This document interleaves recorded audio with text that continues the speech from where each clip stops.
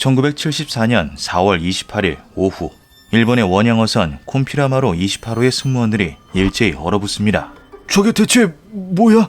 해수면 위로 정체불명의 생물이 고개를 불쑥 내밀고 있었던 것인데요. 그 기묘한 모습은 노련한 뱃사람인 그들조차 단 한 번도 본 적 없었던 미지의 존재였죠. 과거 일본에서 참치는 짐승도 먹지 않을 정도의 싸구려 음식으로 평가받았습니다. 참치는 물 밖에 나오면 금방 죽어버려 신선하게 보존하기가 힘든 데다 당대 사람들의 입맛에 기름진 참치가 잘 맞지 않았기 때문이었는데요. 그러나 2차 세계대전에서 패망한 일본이 연합군 점령하에 놓이며 유입된 각종 서양식 음식이 일본인들의 입맛을 크게 바꿔놓고 더불어 냉동기술이 혁신을 거듭하자 참치는 일본에서 최대의 인기를 구가하는 생선으로 일약 거듭나게 되죠. 수많은 어부들이 원양어선을 타고 참치가 잡히는 먼 바다로 조업을 나섰고, 시간이 흐르자 일본을 넘어 참치 산지라면 어디든지 원양어선들이 보이게 됩니다.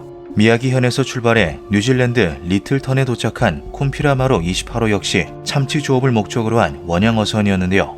이들은 남방 참다랑어가 때를 지어 서식하는 뉴질랜드 남동쪽 수역으로 향해 조업에 열중하기 시작했죠. 그날따라 그물 안에는 참치들이 가득했고 선원들은 절로 힘이 나는 것을 느끼며 윈치를 힘차게 돌렸습니다.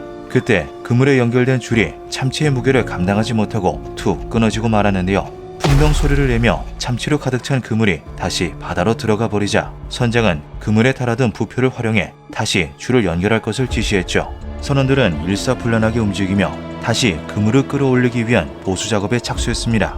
그런데 바다에 떠있는 부표 쪽으로 향한 선원들이 무언가를 발견하게 되는데요. 정체를 알 수 없는 회색 물체가 부표 주변에 둥둥 떠있는 것을 포착한 선원들이 근처로 몰려들자 느닷없이 그 물체가 수면 위로 쑥 하고 떠올랐죠. 괴물이다! 고함 소리를 듣고 우르르 부표 쪽으로 향한 선원들과 선장은 두 눈을 의심케 하는 생물체와 눈이 마주칩니다. 1.5m 정도의 거대한 머리만 물 밖으로 나와 있는 괴생물체는 주름투성이의 회색 피부에 매우 커다란 콧구멍과 눈을 가진 기묘한 모습을 하고 있었는데요. 커다란 눈은 붉은색으로 번들거렸고 수면 아래에는 기다란 동체가 있는 것처럼 보였죠. 선장을 포함한 26명의 승무원들은 넋이 빠져 멍하니 괴생물체와 시선을 마주친 채로 대치했습니다. 작살을 가져와! 얼마 후 제일 먼저 정신을 차린 선장은 일단 눈앞의 괴물을 잡아서 육지로 가져가 보자는 생각으로 선원들에게 작사를 준비시켰는데요. 지시를 들은 선원 몇 명이 작사를 가져오는 사이 괴생물체의 머리가 바닷속으로 사라졌죠. 깜짝 놀란 선원들은 주변을 샅샅이 수색했지만 이미 깊은 바닷속으로 잠수한 것인지 흔적조차 찾을 수가 없었습니다. 선원들은 한참 동안이나 충격에서 빠져나오지 못했고 조업을 마친 후 항구로 도착한 콤피라마루 28호는 곧바로 이 사실을 주변 사람들에게 알렸는데요. 하마를 닮은 괴물이었어. 이들의 공통적인 증언을 토대로 카바곤이라는 이름이 붙은 괴물은 삽시간에 뜨거운 화재로 부상하게 되었죠. 원인은 기무라 선장이 그린 카바곤의 너무나도 소름 끼치는 모습이었습니다. 무시무시할 정도로 커다란 붉은 눈과 동굴과도 같은 콧구멍을 지닌 괴상한 모양의 머리에는 입의 존재를 찾아볼 수 없었는데요.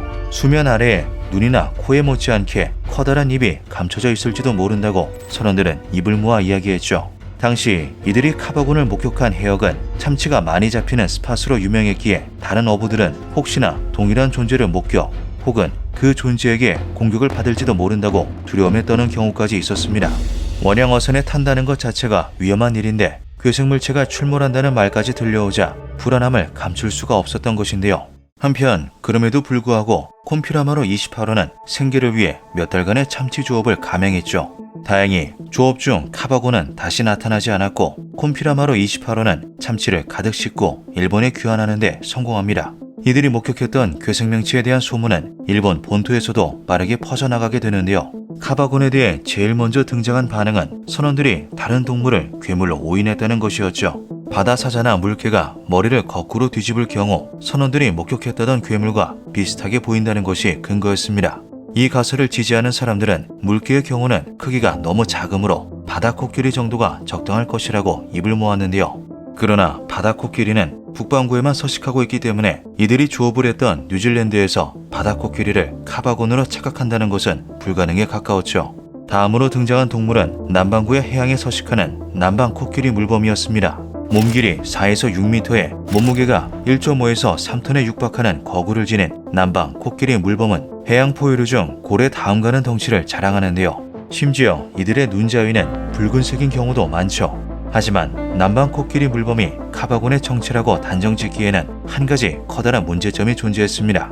당시 원양어선을 타고 있던 선원들은 길게는 연 단위로 짧게는 수개월을 바다 위에서 머무르는 생활을 10년 넘게 이어온 베테랑 중에 베테랑이었는데요. 때문에 물범을 포함한 각종 해양 생물들을 숱하게 마주해왔던 이들이 이제 와서 남방 코끼리 물범을 괴물로 착각한다는 것은 납득하기 어려웠죠. 이렇다 저렇다 하는 추측만이 산재할 뿐 카바곤의 정체에 대한 갑론을박이 평행선을 달리고 있을 때 한 가지 놀라운 가설이 제기됩니다.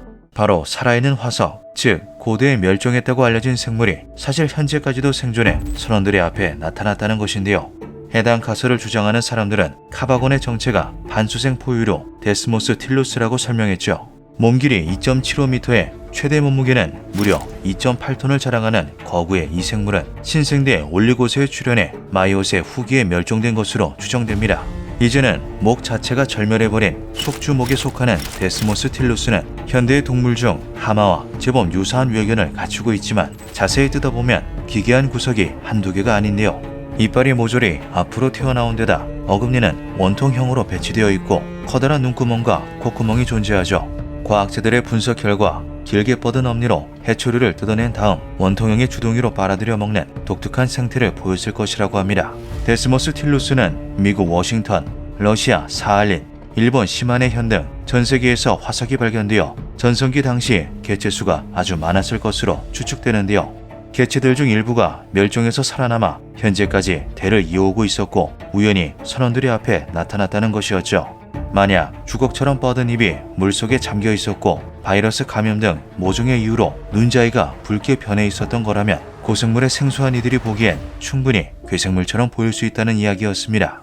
놀랍게도 이것은 마냥 불가능한 주장은 아니었는데요. 실제로 멸종되었다고 알려졌던 생물들이 멀쩡히 살아 숨쉬는 상태로 발견된 사례가 한둘이 아니기 때문이죠.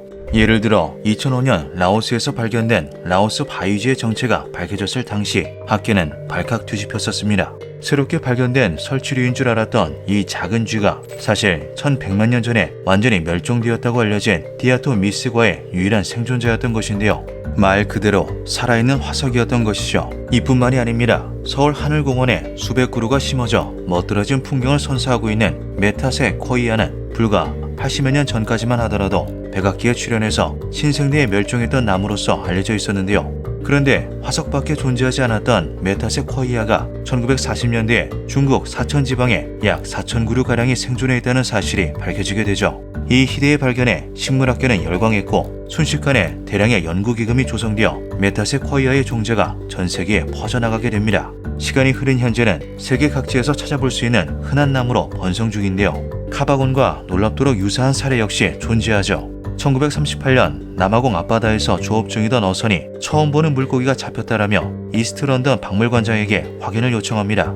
기묘한 생김새를 한 물고기 사체를 본 박물관장은 호기심을 품고 로즈 대학교의 생물학 교수인 제임스 레너드 브리얼리 스미스에게 외견을 모사한 스케치를 그려보내는데요. 그림을 본 교수는 경악을 금치 못했죠. 스케치 속의 물고기는 약 3억 6천만 년 전 출현해 7,500만 년 전 멸종했다고 알려진 실럭 헨스였던 것입니다. 부랴부랴 이스트 런던으로 달려간 제임스 교수는 실럭 헨스가 완전히 부패해 살점이 사라지기 전 사체를 확인하는 데 성공, 실럭 헨스가 아직 생존해 있다는 충격적인 사실을 밝혀내는데요. 학계는 이 살아있는 화석이 한 번 더 포획되기를 기다렸지만 그 이후 실럭 헨스가 다시 세상의 모습을 드러낸 것은 14년이 지난 1952년이었죠. 원인은 실럭 헨스의 실제 서식지가 코모로 제도였고 남아공에서 발견된 것은 어쩌다 길을 잃고 흘러들어간 미아였기 때문이었습니다. 만약 카바곤 역시 서식지가 사람의 손이 닿지 않은 외딴 해역이며 뉴질랜드에서 발견된 것은 길을 잃은 개체라면 최초 목격된 이후 다시는 모습을 드러내지 않은 것도 이해가 가는데요. 해양 과학자들은 바다의 80% 이상은 아직 조사되지 않았으며 해양 생물의 91%는 아직도 미분류 상태라고 말하죠. 과연 카바곤의 정체는 무엇이었을까요? 정체불명의 크립티드일지 단순한 착각에 불과한 것일지 그것도 아니면 고대부터 지금까지 지구 위에서 생을 이어왔던 속주목의 마지막 후손일지 진실은 아직 밝혀지지 않고 있습니다. 기묘한 밤이었습니다.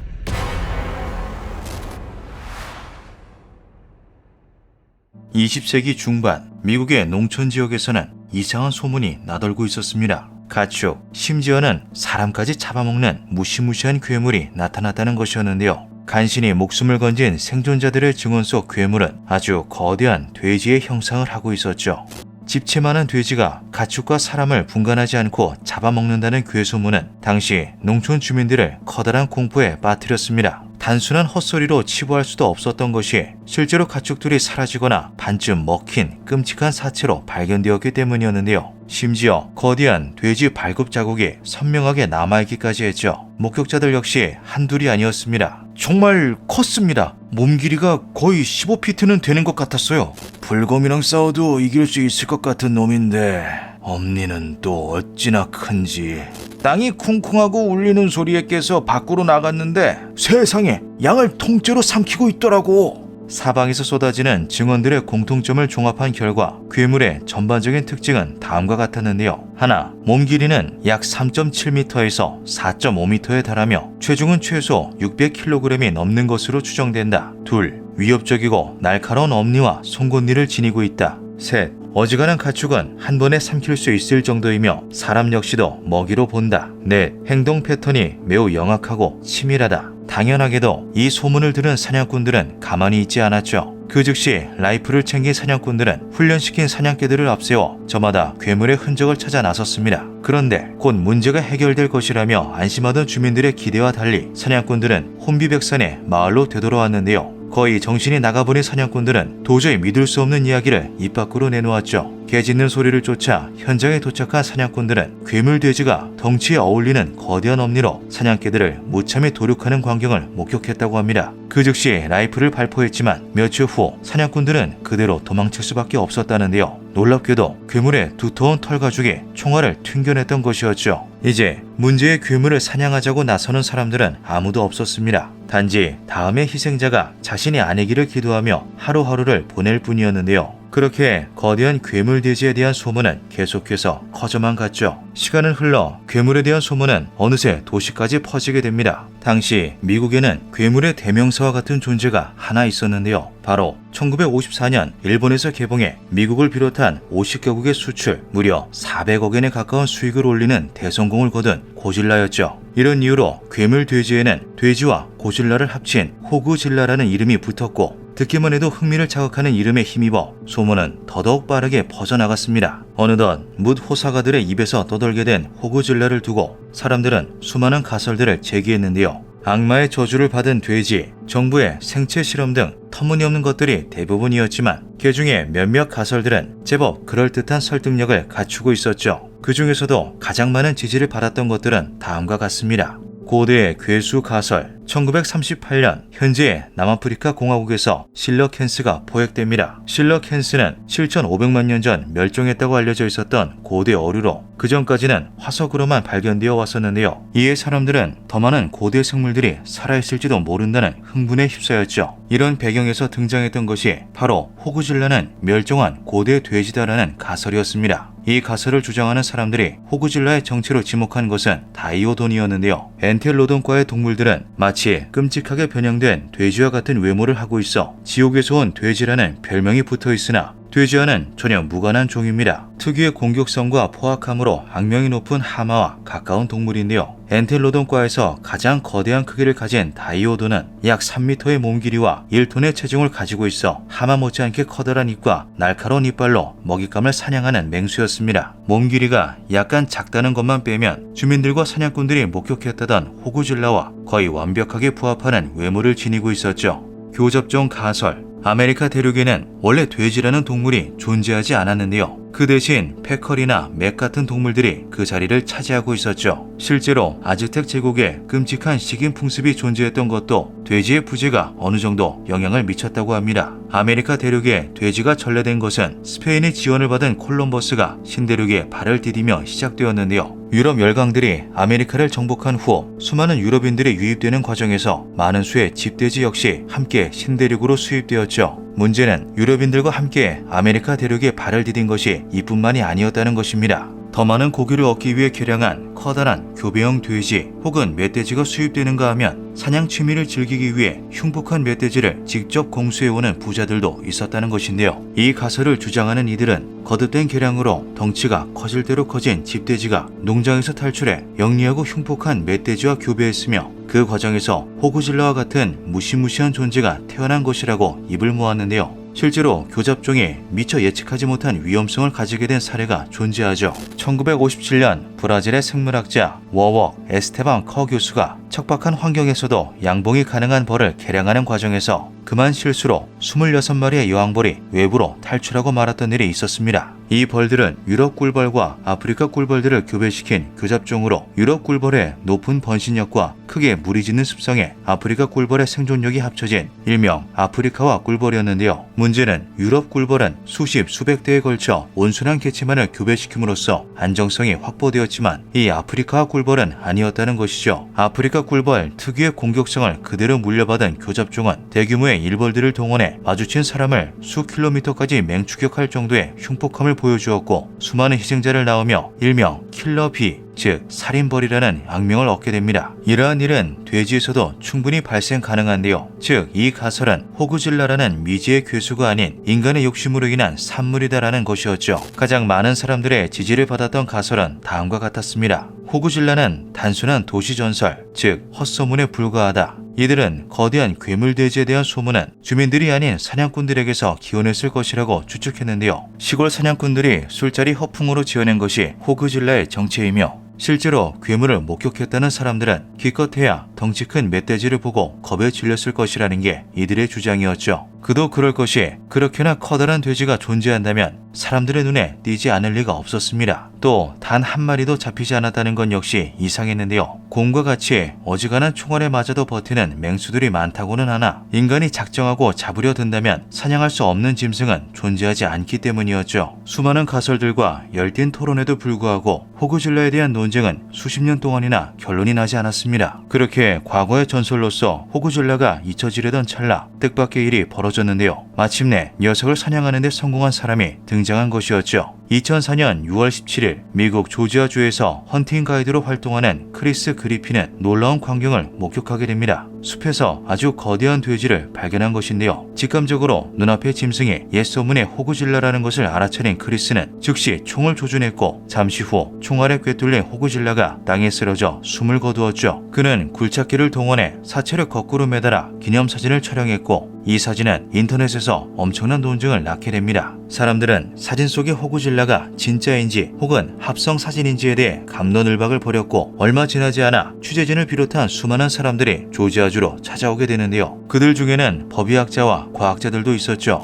2005년 3월 조지아주에 도착한 전문가들은 그 즉시 땅속에서 유해를 발굴해냈고 DNA 분석을 비롯한 자세한 조사에 착수했습니다. 몸길이 2.6m, 몸무게는 추정치 360kg, 날카로운 71cm의 엄니, 소문보다 약간 작기는 했지만 이것이 그 호구질라임에는 틀림이 없었는데요. 너무 늦게 오셨어요. 건포도처럼 쭈그러들었다고요. 한편 크리스는 호구질라가 사망한 지 많은 시간이 지나 크기가 줄어든 것이며 자신이 농장 저울과 자를 동원해 측정한 실제 크기는 전혀 달랐다고 주장했죠. 그의 말에 따르면 실제 크기는 3.7에서 4m 정도에 몸무게는 500kg이 넘었다고 합니다. 크리스의 말이 사실인지는 알 수 없지만 DNA 조사 결과는 앞선 가설 중 하나, 교잡종 가설이 정확했음을 보여주고 있었는데요. 집돼지의 품종 중 하나인 햄프셔 돼지와 야생 멧돼지의 유전자가 모두 검출되었던 것이었죠. 전문가들은 더 많은 호구질라가 야생의 서식종일 것이라고 예상했고 그것은 정확했습니다. 잊을만 하면 한 번씩 거대한 괴물 돼지들이 노련한 사냥꾼들에 의해 사냥되었고 이는 호구질라가 단순한 도시전설이 아닌 실존했던 동물이었음을 다시 한번 확인시켜 주었는데요. 사람을 잡아먹고도 남을 무시무시한 모습의 호구질라들은 집돼지의 덩치와 멧돼지의 지능, 공격성을 고스란히 물려받아 맹수나 다름없는 흉포함을 자랑했다고 하죠. 인간의 욕심이 아메리카의 자연에 새로운 괴물을 풀어놓고 만 것입니다. 한편 호구질라의 전설이 사실이었다는 것에 크게 기뻐한 조지 아주는 호구질라의 실물 크기의 모형을 제작해 전설 속의 장면을 재현한 퍼레이드를 벌였는데요. 최초의 호구질라 슬레이어 크리스 그리핀은 직접 희생자 역할을 자처하며 포즈를 취하였고, 수많은 참가자들은 돼지고기로 파티를 벌이며 이날을 기념했다고 하죠. 어쩌면 가장 기묘한 것은 우리 인간일지도 모릅니다.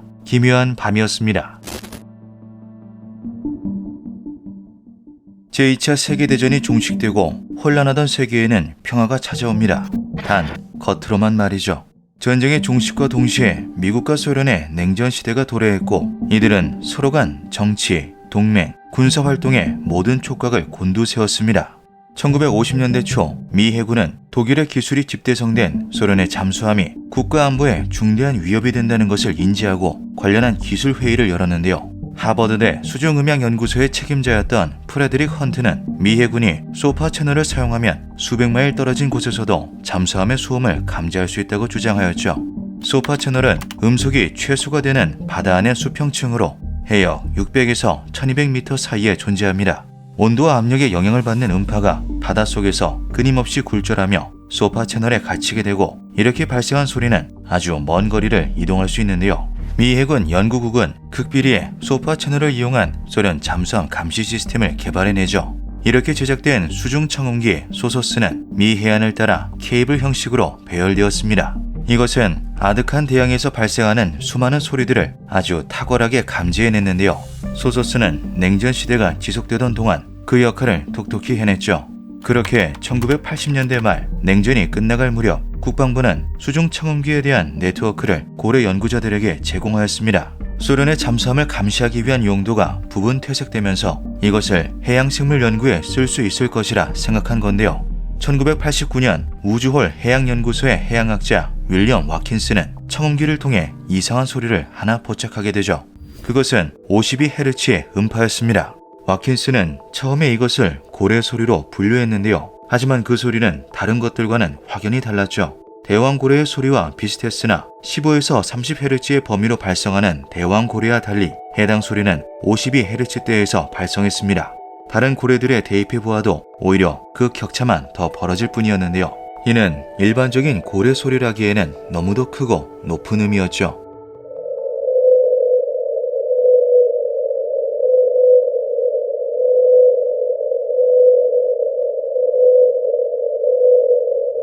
조사를 거친 와킨스는 지구에 존재하는 그 어떠한 고래도 이와 같은 소리로 울지 않는다는 것을 재차 확인합니다.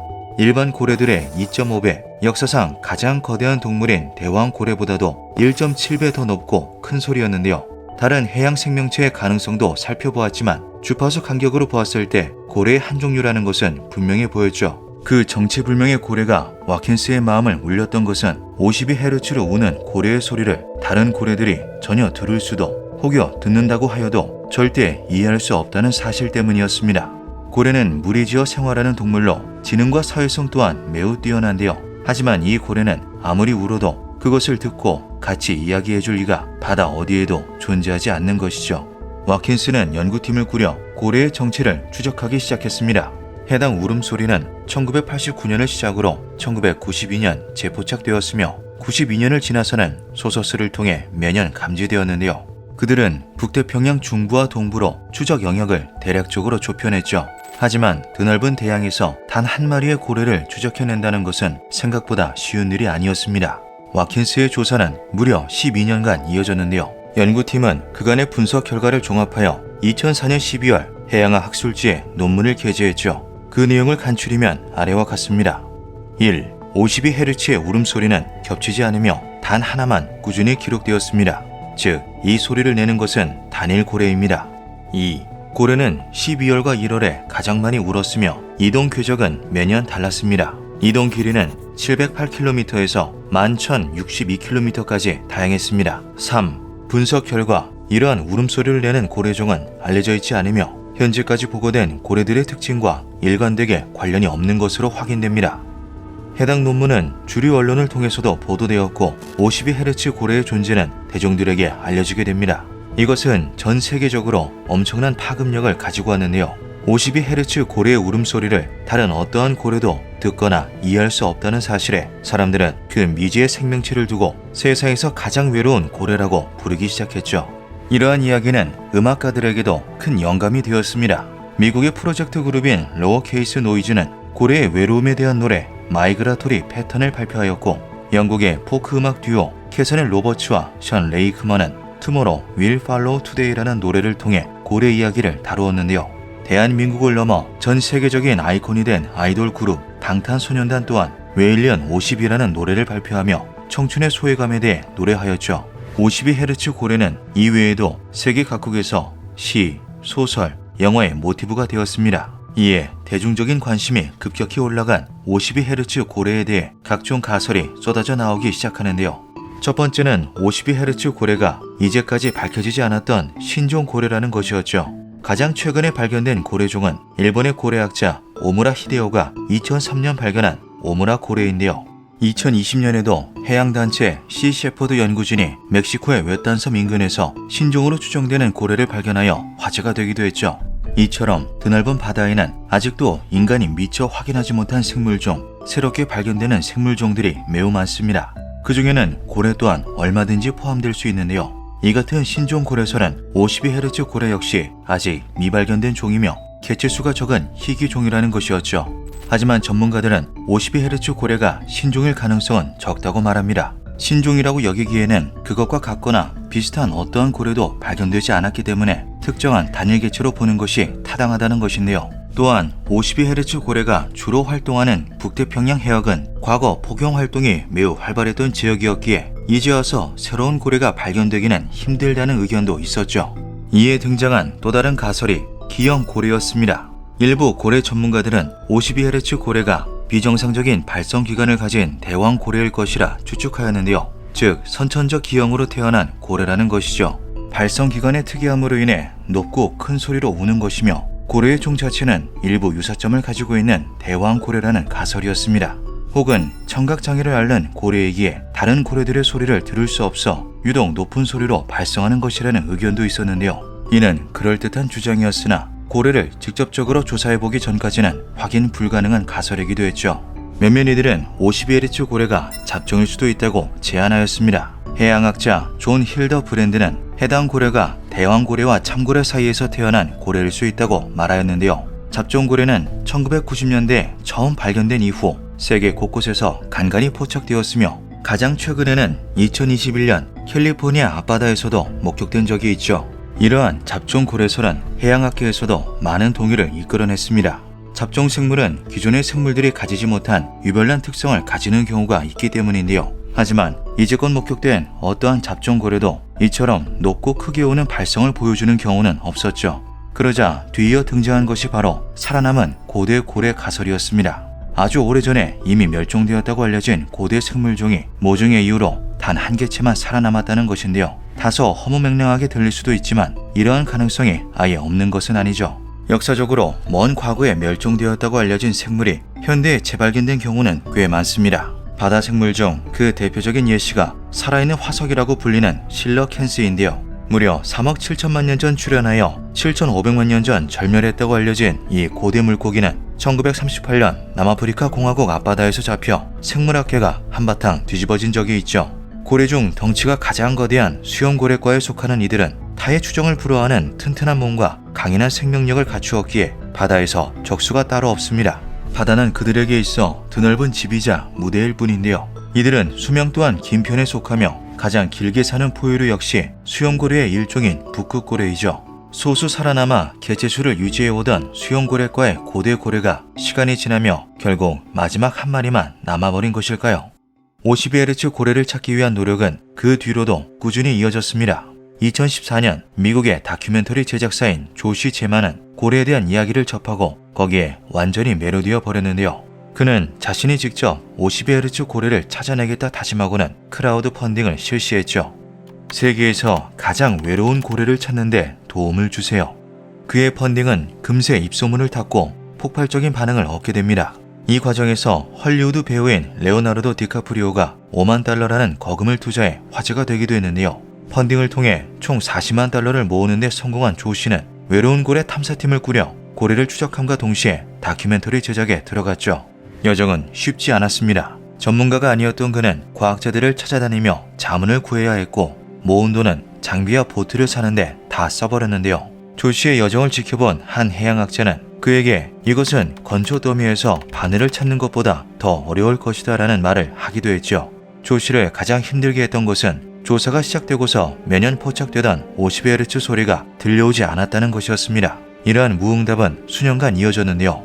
이에 몇몇 이들은 고래가 이미 죽었다고 수군거리기도 했죠. 그러던 중 녹음된 파일을 살피던 인턴 직원이 50Hz 고래로 추정되는 소리를 찾아냈고 전문가들의 소리 분석 결과 고래가 아주 건강한 상태로 보인다는 게 밝혀집니다. 고래는 캘리포니아와 비교적 가까운 바다에서 이동하고 있는 것으로 파악되었는데요. 하지만 연구팀은 예상치 못한 문제에 직면하게 되죠. 이곳이 세계에서 가장 바쁘고 정신없는 선박 항로였다는 것이었습니다. 화물선이 내는 각종 소음들은 연구팀을 끊임없이 방해하고 수중 청음기를 먹통으로 만들었는데요.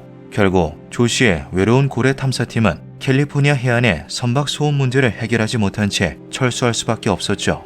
이러한 선박 소음은 연구뿐만 아니라 고래들의 의사소통을 방해하는 주 요소이기도 합니다. 고래들은 불협 화음을 뚫고 대화하기 위해 더욱 크고 길게 울어야 하는데요. 이런 과정은 고래들에게 있어 큰 스트레스가 된다고 하죠. 한순간 가까워졌다가 다시 멀어진 50Hz 고래에 조 씨는 아쉬움을 표했습니다.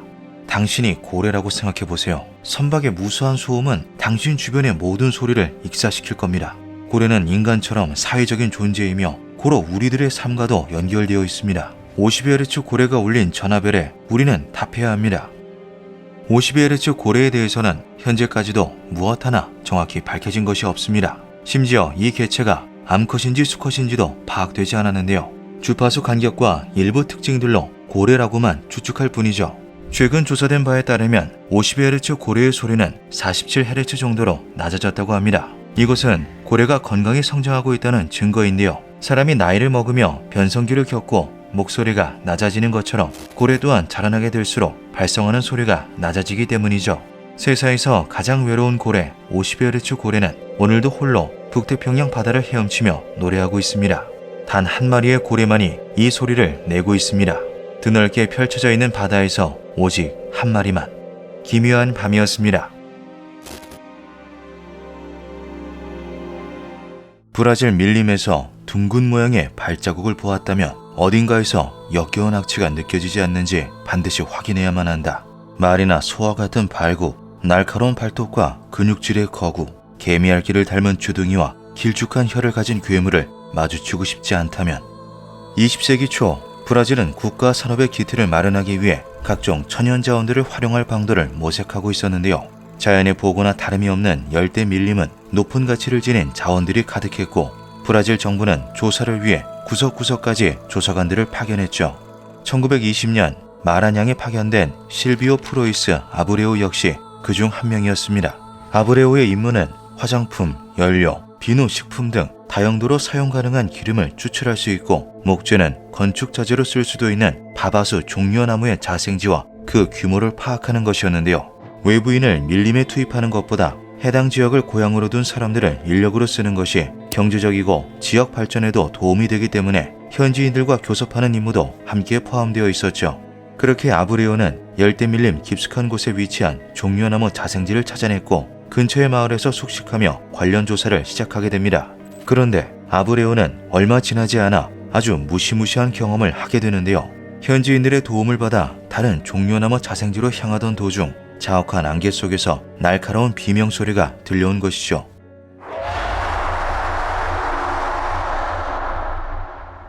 방금 뭐였죠? 인간의 비명치고는 너무나도 우렁차고 기괴한 소리에 깜짝 놀란 아브레오가 동행한 현지인들에게 질문했지만 그들은 마을에 방문한 이래로 처음 보는 당황한 얼굴을 하고 있었습니다.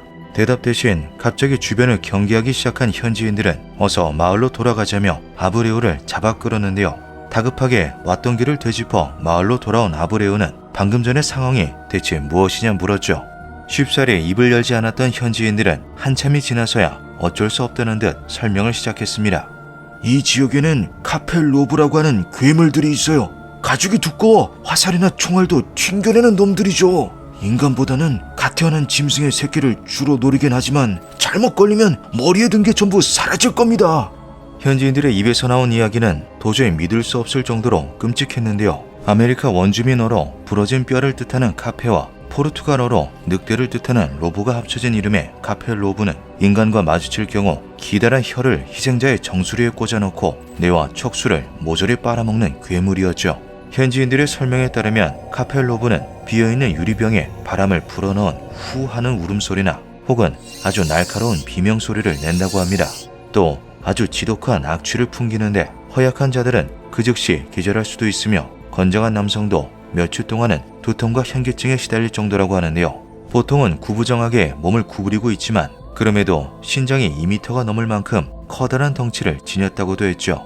당연하게도 아브레오는 이들의 말을 믿지 않았습니다. 그의 불신은 카펠로브의 탄생 전설을 들으며 더더욱 커져만 갔는데요.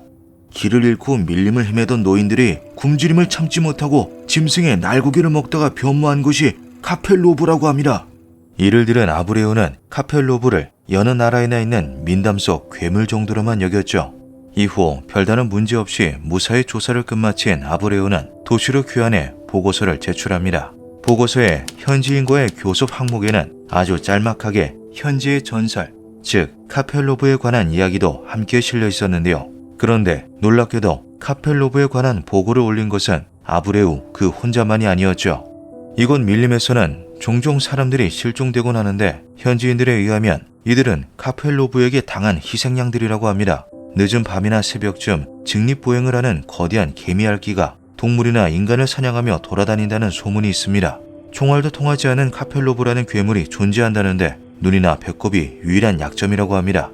파라와 마라냥에 파견되었던 조사관들로부터 유사한 조사 결과가 몇 건 보고된 것입니다. 심지어 그 중에는 등골을 오싹하게 만드는 생생한 목격담까지 존재했는데요. 풀숲에서 바스락거리는 소리가 나길래 옆을 봤더니 털옷을 입은 사람의 상체가 보였습니다. 열대 밀림에서 털옷을 입는 정신나간 자의 얼굴을 확인하려 고개를 들었는데 거대한 짐승의 머리가 저를 내려다보고 있었습니다. 원흉의 기묘한 발자국을 발견하고 현지 주민에게 어떤 동물의 흔적인지를 물었습니다. 그때 태어나서 처음 맡아보는 지독한 냄새가 어딘가에서 풍겨왔습니다. 방금 전까지만 해도 옆에 있었던 주민들은 어느새 저만치 달아나서 제 뒤편을 손가락질하고 있었습니다. 천천히 뒤를 돌아보자 멀찍이 서서 저를 지켜보고 있는 거대한 괴물이 보였습니다. 목격담에서 등장하는 괴물은 하나같이 개미알기와 흡사하게 생긴 머리에 날카로운 발톱, 거대한 근육줄의 덩치를 가지고 있었죠.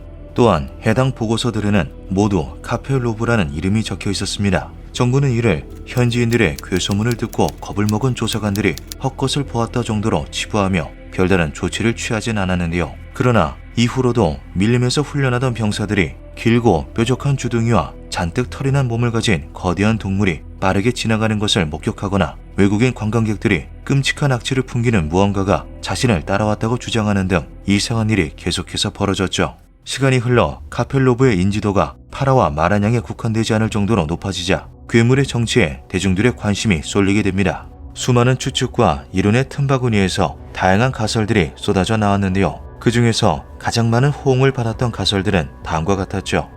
첫째, 미신. 예상할 수 없이 쏟아지는 스콜과 짙은 안개, 시야를 제한하는 울창한 열대우림 속 여기저기서 들려오는 곤충과 짐승들의 울음소리는 인간의 불안감을 극도로 증폭시킵니다. 피해망상에 가까울 정도로 예민해진 신경은 자연스레 헛것을 보게 만드는데요. 그것이 해당 지역에서 오랫동안 전해져 내려오던 개미알기를 닮은 괴물의 형태로 등장한 게 바로 카펠로브의 정체라는 것이었죠. 실제로 울창한 숲이 있는 지역들은 각기 저마다의 정령 혹은 괴물에 관한 전설을 보유하고 있다는 점이 해당 가설의 신빙성을 높여주었습니다. 둘째, 경고의 상징. 과거 아이들을 훈육하기 위해 전해져 내려오던 망태기 할아버지는 당연하게도 실제로 존재하는 인물이 아닙니다. 이처럼 카펠로브 역시 사람들이 함부로 밀림에서 돌아다니지 않도록 하기 위한 목적으로 만들어진 전승에 불과할 수도 있는데요. 열대 밀림에는 제규어와 같은 포식자부터 치명적인 독을 가진 각종 뱀이나 벌레들이 도사리고 있어 자칫하면 목숨을 잃을 수도 있죠. 이들에게서 목숨을 구하는 법은 카펠로브에 대한 대책과 거의 100% 일치합니다. 짐승의 울음소리를 듣거나 냄새를 맡거나 무엇인가가 쳐다보거나 따라오는 느낌이 들었다면 곧장 마을로 돌아오라는 카펠로브에 대한 경고는 자세히 뜯어보면 맹수에게서 목숨을 구하는 법과 다를 바가 없는데요. 카펠로브는 사실 위험한 괴수가 아닌 공동체의 안전을 지키기 위한 수단에 불과할 수도 있는 것이죠. 셋째, 미발견종. 과거에는 거대한 포유류들이 여러 존재했습니다. 그중 몸 길이가 6m에 달했던 땅늘보, 에레모테리움과 메가테리움은 카펠로브와 겹치는 여러 신체적 특징들을 지니고 있는데요. 근육질의 거구에 날카로운 발톱은 물론 기다란 혀를 가지고 있기까지 하죠. 만약 이들이 아직까지 멸종하지 않고 소형화하는 방향으로 독자적인 진화를 이루어냈다면 어떨까요? 멸종한 줄 알았던 생물이 사실 생존해 있었던 사례가 여러 존재한다는 점을 고려하면 가능성이 없는 이야기는 아닙니다. 또한 열대 밀림은 그 특성으로 인해 조사가 매우 난해한 지역이기도 한데요. 이에 카펠로브가 아직 미발견된 신종 생물이라는 가설을 제기한 이들도 있었죠. 개체수가 매우 적은 희귀종, 울창한 밀림이라는 특수한 서식 환경, 몸을 숨기는 데 탁월한 습성 등 다양한 조건들이 갖추어져 아직 그 모습이 제대로 드러나지 않았다는 건데요. 위험성이나 모습은 과장되었을 수도 있지만 그 존재만큼은 실제라는 것이죠. 카펠로브의 정체는 현재까지도 명확히 밝혀지지 않았으나 목격담만큼은 계속해서 들려오고 있다고 합니다. 과연 카펠로브는 흔한 지역 전설 혹은 불안감으로 탄생한 미신일 뿐일까요? 어쩌면 밀림에서 실종된 이들이 마지막으로 목격한 광경은 괴물의 혓바닥이었을지도 모르죠. 기묘한 밤이었습니다. 1959년 벨기에의 전투기 조종사였던 레미 반 리르데 대령은 콩고 카탄가 지역에서 임무를 마친 후 헬리콥터를 타고 카미나 공군기지로 복귀하던 중이었습니다. 그는 2차 세계대전에서 400회 이상의 전투를 수행한 베테랑 군인이었는데요. 그날 레미 대령이 목격한 것은 어떠한 전투에서도 보지 못한 충격적인 광경이었죠. 잠깐, 저게 뭐지? 무언가를 알아채고 온몸에 소름이 돋은 그는 헬리콥터를 돌려 왔던 길을 되돌아가기 시작합니다. 그저 자연의 일부라고 생각했던 거대한 무언가가 분명 꿈틀거린 것을 보았기 때문인데요. 그리고 다시 그 장소에 도착한 레미는 저 아래에 움직이고 있는 것이 커다란 나무도 바위도 아닌 생명체라는 것을 알게 되죠. 그것은 아주 거대한 뱀이었습니다. 레미 대령은 그 찰나의 순간을 휴대하고 있던 군용 카메라로 촬영해내는데 성공합니다. 이후 기지로 돌아온 그는 사진을 현상하여 확인해 보았는데요. 사진에는 그가 목격한 뱀의 형상이 아주 뚜렷하게 담겨 있었죠. 훗날 레미가 방송 인터뷰를 통해 밝힌 그날의 일화는 이러합니다. 헬리콥터가 지나가자 거대한 뱀이 머리를 치켜들고 위협하는 자세를 취했습니다. 확신하건대 좀만 더 낮게 날았으면 그것은 정말 헬리콥터를 공격했을 거예요. 뱀은 매우 짙은 녹색과 갈색의 비닐을 가지고 있었고 배는 흰색이었습니다. 머리는 삼각형이었고요. 가장 놀라운 건 몸길이었는데 50피트는 좋게 되어 보였습니다. 저는 25년의 비행 경력을 가지고 있습니다. 땅 아래에 무엇이 있든 그 크기를 측정하는 것은 가장 자신 있는 일 중 하나죠.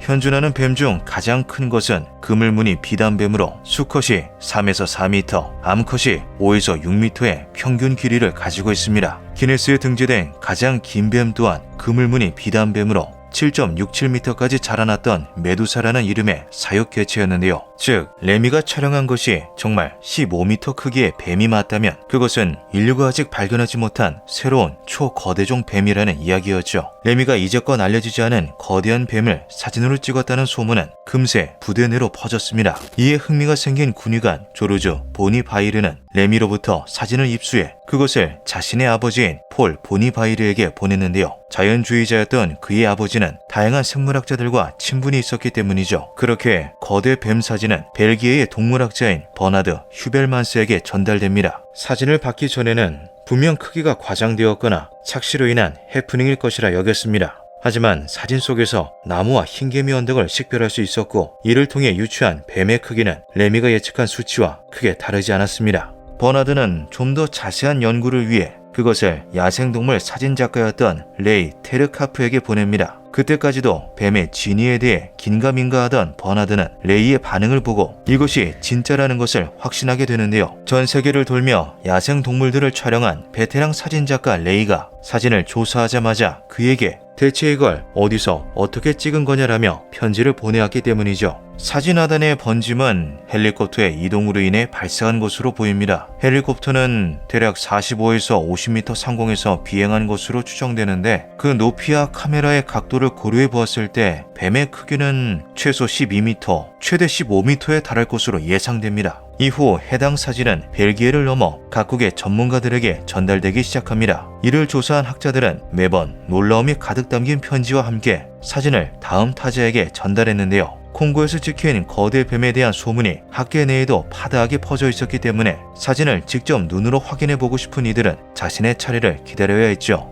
전화로 말씀드린 원본 사진을 동봉합니다. 아주 귀중한 것이죠. 이것을 샌더슨 씨와 다른 학자들에게 전달해야 합니다. 이 비단뱀의 진위 여부를 증명하는 것은 학계의 위대한 승리가 될 것입니다. 앞으로 무엇을 더 할 수 있을지 기대가 되네요. 당시에는 휴대폰도 이메일도 보급되지 않았던 때였기에 사진의 조사와 검증은 더디게 진행되었지만 이를 확인한 전문가들은 하나같이 입을 모아 이것은 정말 사진으로 찍힌 15m 전후의 거대한 뱀이 맞다라고 말합니다. 하지만 누구도 그 정체에 대해서는 추측하지 못했고 그렇게 연구시설을 돌던 사진은 필름의 제작사였던 코닥에 도착하게 되는데요. 사진에 대한 소문을 익히 들어 알고 있던 코닥은 혹시 모를 조작 가능성에 대해 아주 철저한 검증을 거쳤고 100% 조작 없는 사진이라는 결과를 내놓았죠. 이후 학계는 신종 거대 뱀에 대한 이야기로 떠들썩했으나 국토의 대부분이 열대 우림으로 덮여있는 콩고로 그것도 위치가 명확하지 않은 정글 한복판을 향해 탐사를 떠나는 것은 현실적으로 어려움이 있었습니다. 그렇게 갖은 추측과 이야기들만을 남긴 채 콩고 거대 뱀은 서서히 잊혀지게 되는데요. 그것이 대중들에게 알려지게 된 것은 사진을 제일 먼저 조사했던 동물학자 버나드 휴벨만스가 1978년 아프리카의 마지막 용들이라는 저서를 출판하면서부터였죠. 버나드는 해당 책을 통해서 아프리카에 서식하는 다양한 종류의 뱀들에 대해서 이야기했습니다. 그리고 거기에 수십 년 전 공군 대령에게서 전해받아 조사했던 거대 뱀 이야기와 함께 문제의 사진을 실었는데요. 이것이 큰 반향을 일으킨 것이죠. 그렇게 1980년 콩고의 거대 뱀은 아서 클라크가 진행자를 맡았던 인기 TV쇼 미스터리 월드에도 등장하게 됩니다. TV쇼에서는 사진을 찍은 당사자였던 레미 반 리르데 대령의 인터뷰도 진행하였고 그렇게 방영된 공룡, 드래곤, 그리고 거대한 뱀 에피소드는 대중의 폭발적인 관심을 이끌어내는데 성공하는데요. 레미 대령은 그때까지도 사진의 진위 여부를 강하게 주장하였죠. 공군 참모장을 지낸 레미 대령은 2차 세계대전의 영웅이자 벨기에에서 음속 장벽을 뚫고 비행에 성공한 최초의 조종사로 자국 내에서의 인지도가 매우 뛰어났습니다. 이러한 그의 일관되고 확실한 증언은 콩고의 거대 뱀에 대한 또 다른 신빙성이 되어주었는데요. 그는 자신의 명성과 커리어를 걸고 거짓말을 할 이유가 없었으며 그런 인물도 아니었죠. TV쇼에서는 거대 뱀과 관련한 흥미로운 이야기들을 함께 전했습니다. 콩고의 원주민들 사이에서 모마라고 부르는 엄청난 크기의 뱀에 대한 전설이 전해져 내려온다는 것, 레미 이전에도 몇몇 탐험가들에 의해 거대한 뱀을 보았다는 목격 보고가 덜어 있었다는 것 등이었는데요. 실제로 20세기 초에 해당 지역 인근을 탐험한 민속학자 킹슬리 쿠수망이 12m 크기의 뱀을 발견하고 보고를 한 적이 있었다는 게 추가로 밝혀지기도 했죠. 그렇게 콩고의 거대 뱀은 이후로도 가장 신빙성 높은 크립티드로서 학자와 대중들에게 전해지게 됩니다. 수십 년의 시간이 더 흐른 2023년 미국의 웹 커뮤니티에서 활동하던 버트 도널드는 흥미로운 계획을 하나 세우게 되는데요. 구글 지도를 활용해서 레미가 찍은 사진 속 장소를 찾아보자는 것이었죠. 도널드는 이것이 알려진 것과는 달리 크기가 과장되었을 거라고 생각하였습니다. 실제로 뱀은 보는 이에 따라 오차 범위가 매우 큰 동물인데요. 동물학자 알피우스 베릴의 실험에 따르면 5m 길이의 아나콘다의 사진을 본 이들이 6m부터 18m까지 각기 다르게 크기를 예측하기도 했죠. 도널드는 64년 전에 콩고 거대 뱀 사건도 크게 다르지 않을 것이라 생각하였습니다. 그는 자신이 이 오랜 미스터리에 종지부를 찍겠다고 결심하였는데요. 그 결과가 다소 허무하더라도 말이죠. 그리고 도널드는 숱한 노력 끝에 실제로 그 장소를 찾아내는데 성공합니다. 콩고의 카탄가 지역 그리고 카미나 공군기지가 운영되던 일대 주변에서 헬리콥터의 순찰 경로로 예상되는 곳을 추리고 추린 결과 구글 지도를 통해 사진 속 장소와 동일한 지형을 찾아낸 것인데요. 구글 지도로 확인된 지형은 흐릿했지만 레미 대령이 찍은 사진을 그 위에 대입하자 사진 속 길목과 골짜기들이 자연스레 연결되었죠. 이후 구글 지도의 계측 시스템을 이용해 해당 지형을 체크한 도널드는 깜짝 놀라고 맙니다. 사진 속 뱀이 있던 그 자리의 길이가 대략 49.2피트, 즉 15m로 확인되었기 때문인데요. 그 크기는 수십 년 전 레미 대령이 증언한 크기와 정확히 일치하였죠. 이후 도널드는 커뮤니티를 통해 자신의 발견을 알렸고 이는 크게 화제가 됩니다. 이후 좀 더 발전된 위성 사진을 통해 한 번 더 확인된 해당 좌표는 레미의 사진 속 그것과 정확히 같은 곳임을 보여주었는데요. 세월에 의해 달라진 나무와 풀의 배치를 빼면 지형적으로는 완전히 동일한 곳이었죠. 이에 넷상에서도 레미가 촬영한 거대 뱀의 정체가 무엇인지에 대한 갑론을박이 벌어지기 시작합니다. 당시에도 현재에도 그 정도의 체급을 가진 뱀은 세상 어디에도 없었는데요. 이에 사람들은 고대로 거슬러 올라가 보기로 하죠. 머나먼 고대에는 그 정도 크기를 가진 뱀이 실제로 존재했기 때문입니다. 바로 지구 역사상 최강의 뱀이라 불렸던 티타노보아인데요. 신생대 팔레오세 중기에 활동했던 이 생물은 이름 그대로 거대한 뱀이었죠.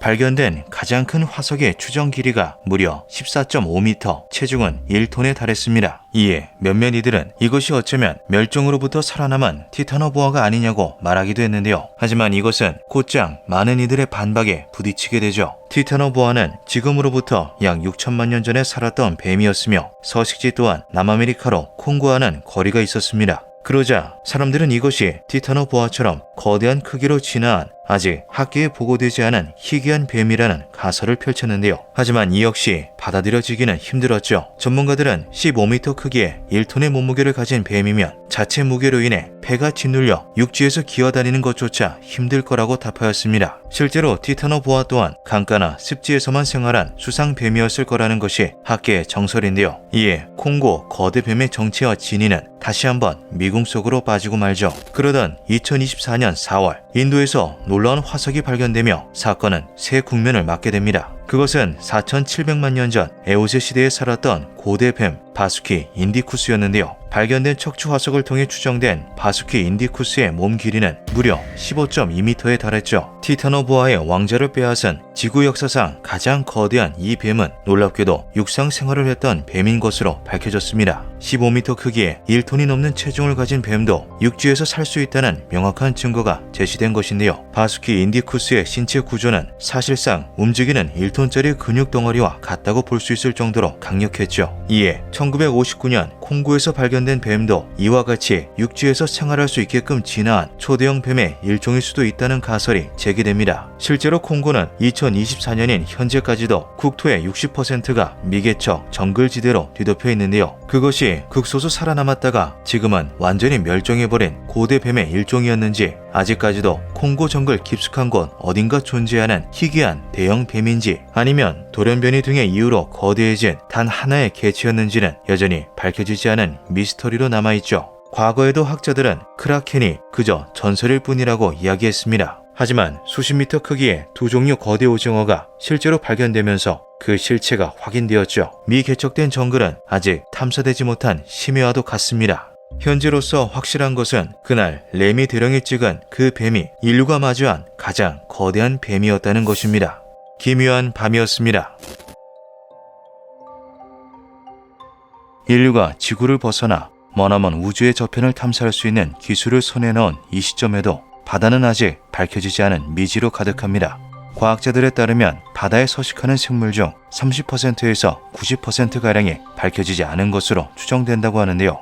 오차 범위가 이토록 넓다는 것 자체가 인류가 가지고 있는 바다에 대한 지식이 너무나도 부족하다는 것을 나타내죠.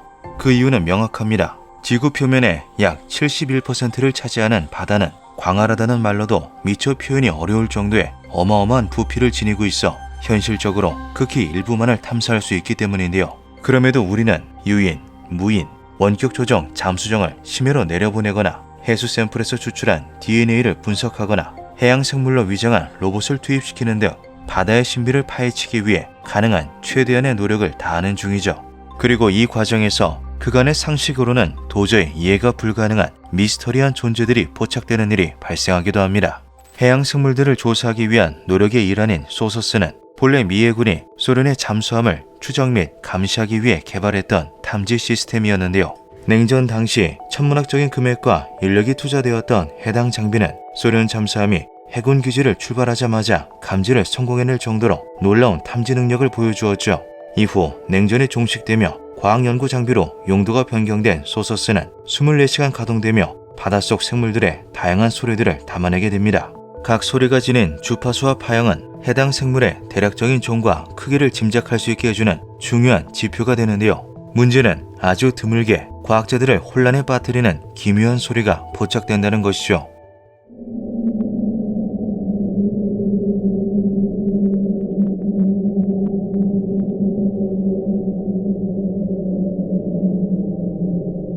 (1999년 3월 1일) 약 2분 43초간 울음소리를 연상케 하는 굉음이 소서스에 감지됩니다. 어찌나 거대했는지 적도 태평양을 따라 늘어놓은 모든 장비들에서 소리가 감지되었을 정도였는데요. 소리에 줄리아라는 이름을 붙인 과학자들은 분석을 통해 해당 굉음의 주파수와 파형이 해양 생물이 내는 소리와 일부 겹치는 부분이 있다는 것을 파악하자마자 크게 경악하고 말았죠.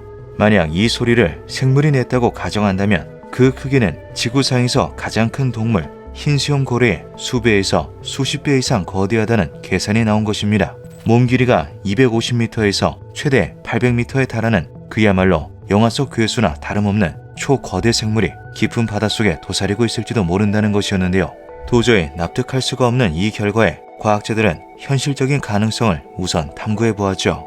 그렇게 등장한 가설은 거대한 빙산이나 빙하가 붕괴 혹은 충돌하면서 커다란 소음을 불러일으켰다는 것이었습니다. 해저 지진이나 화산 활동과 같은 다른 자연현상들도 후보에 올랐었지만 음향 특성상 빙산 혹은 빙하가 가장 유력한 원인으로 여겨졌는데요. 하지만 이 가설에는 커다란 문제점이 존재했죠. 줄리아의 위치가 브랜스필드 해협과 케이프 어디어 사이에 남위 38도에서 남위 50도, 서경 70도 부근의 남태평양 심해로 추정된다는 것이었습니다. 해역 전역에서 동시에 감지될 정도였던 줄리아의 정체가 빙산이나 빙하 활동으로 인한 것이었다면 미국 맨해튼에 육박하는 면적을 지니고 있어야만 하는데요. 실제로 B15 빙산과 같이 면적이 11,000제곱킬로미터에 달하는 무시무시한 빙산도 존재하는 만큼 이는 허황된 이야기는 아니었죠. 그러나 남극에서 분리된 빙산이 줄리아가 발생한 위치까지 멀리 이동한다는 것은 현실적으로 어려운 일이었으며 해당 지역의 수온은 빙산이 거대한 면적을 유지하기에 너무나도 따뜻했습니다.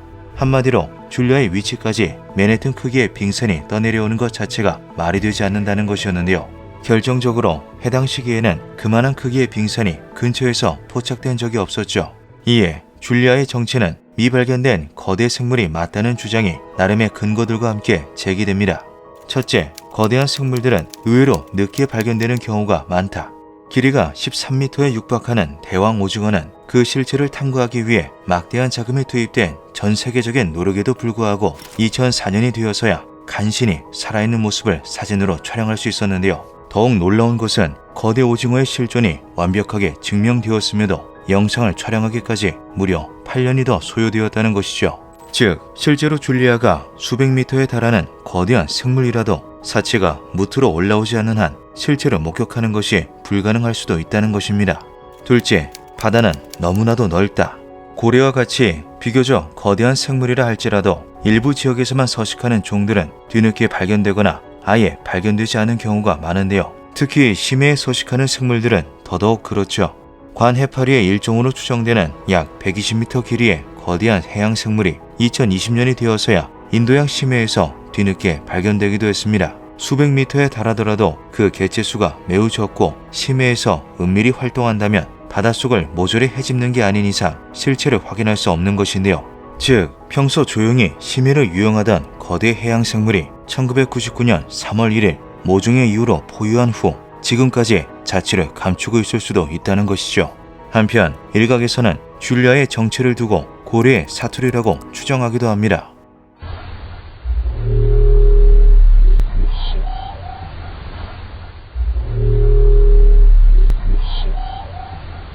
지금 들으신 소리는 세계에서 가장 깊은 해저 마리아나 해구에서 2014년 포착된 소리인데요. 30Hz의 저주파에서 시작해 최대 8000Hz에 달하는 금속성 고주파로 끝난다는 기묘한 특성을 지닌 이 소리는 일명 바이오트 왕이라 불리며 많은 이들의 상상력을 자극했던 바 있죠. 고래가 보통 12Hz에서 25Hz 사이의 주파수로 소통하며 대왕고래는 30Hz의 소리로 대화한다는 것을 근거로 대형 고래의 울음소리라는 가능성이 제기되기도 했지만 현존하는 고래 중 그 어떠한 고래와도 울음소리가 일치하지 않았는데요. 특히 끝부분의 고주파가 도통 설명이 되지 않아 마리아나 해구에는 미지의 거대 괴수가 서식할지도 모른다 등의 소문이 돌기도 했죠. 그러던 2024년 9월 18일 국제학술지인 프론티어스의 하나의 연구 결과가 게재됩니다. 해양학자인 앤 앨런 박사 연구팀이 20만 시간 이상의 오디오를 바탕으로 훈련된 AI를 활용해 바이오트왕을 분석한 결과 마리아나 제도 부근을 헤엄치는 브라이드 고래 10마리 중 9마리의 울음소리와 일치한다는 결과가 나왔다는 것인데요. 브라이드 고래는 수온 20도 이상의 전세계 바다에서 서식하지만 바이오트왕은 오로지 마리아나 해구 부근에 서식하는 개체군에서만 들을 수 있었기에 그동안 정체가 밝혀지지 않았던 것이죠. 즉 바이오트왕은 마리아나 제도 출신 브라이드 고래만이 사용하는 일종의 사투리였던 것입니다. 이를 근거 삼아 줄리아 역시 특정 고래 개체군의 사투리라는 가설이 등장했지만 그럼에도 풀리지 않은 의문점들은 여전히 존재했는데요. 사투리 가설만으로는 해역 전체에서 감지될 정도로 큰 소리, 약 3분간 울려 퍼졌을 정도의 지속성을 설명할 수 없기 때문이죠. 결국 줄리아의 정체에 대해서는 20년이 지난 지금까지도 명확하게 밝혀진 것이 없는 상태입니다. 어쩌면 우리의 상식을 뒤흔드는 초거대 생물이 아득한 심해에서 유영하고 있을지도 모르는 일이죠.